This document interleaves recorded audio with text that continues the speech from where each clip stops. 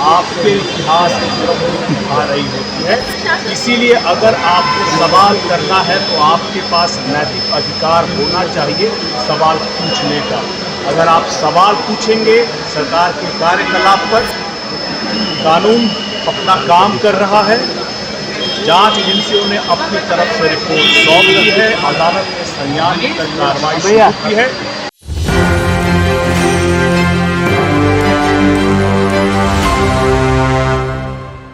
चिराग पासवान की जीजा एलजेपीआर के सांसद परवीन भारती दिल्ली से पटना एयरपोर्ट पर उतरते हैं। पटना एयरपोर्ट पर उतरते ही विपक्ष को लताड़ा।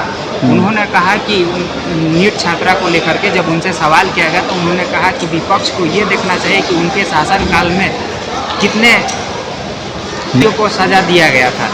क्या कुछ कह रहे हैं, सुनिए पहले हमारे वीडियो को। संतुलित और संरक्षित लॉकडाउन को रंजित न्यूज़ वाला सभी बच्चों को गुजारिश करने का मौका मिलेगा और मुझे लगता है संविधान सम्मत फैसला। हाँ सर, बिहार में नीट मामले को लेकर गलत काम हुआ, विपक्ष को लोग सवाल उठा रहे हैं कि कितना दिन चाहिए जांच के लिए भाई। आज 22 दिन हो गया है। 22 दिन हो गया। विपक्ष में कौन उठा रहे हैं, जो सवाल उठा रहे हैं उनसे पूछा जाए जैसे ही ये घटना हुई तुरंत ही उसकी जांच के लिए SIT गठित कर दी गई और जांच चल रही है।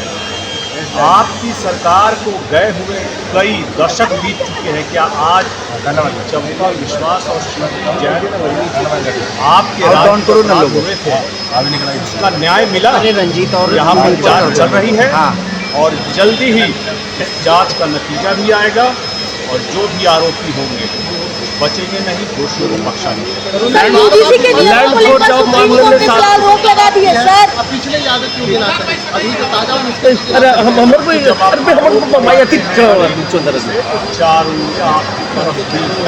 आपके इतिहास आ रही होती है।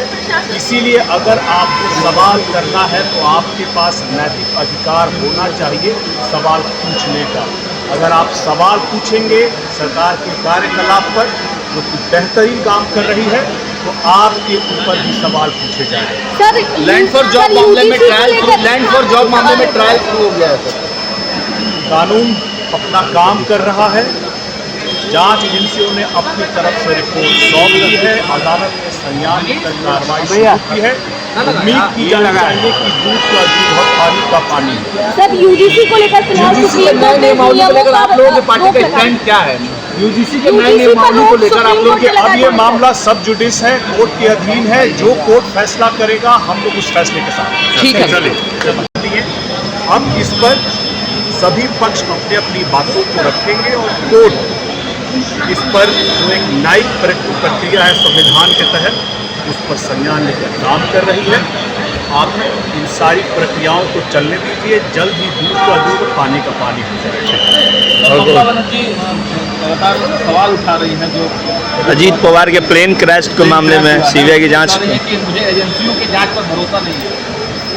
देखिए, अगर आप संवैधानिक पद पर रहते हुए अगर जांच एजेंसियों पर इस तरह से सवाल उठाएंगे, आपका कंसर्न एक वाजिब है कि आप जांच होनी चाहिए इस चीज़ की, लेकिन आप उनकी कार्यशैली और अगर बार बार इस तरह से संविधान के द्वारा, कानून के द्वारा संगठन पर इस तरह से आप उंगली उठाएंगे तो यह बताता है कि आप संविधान बाबा साहब के द्वारा दिए गए संविधान पर भरोसा नहीं है और ऐसे आदमी को अपने पद पर बने रहने का कोई औचित्य नहीं है।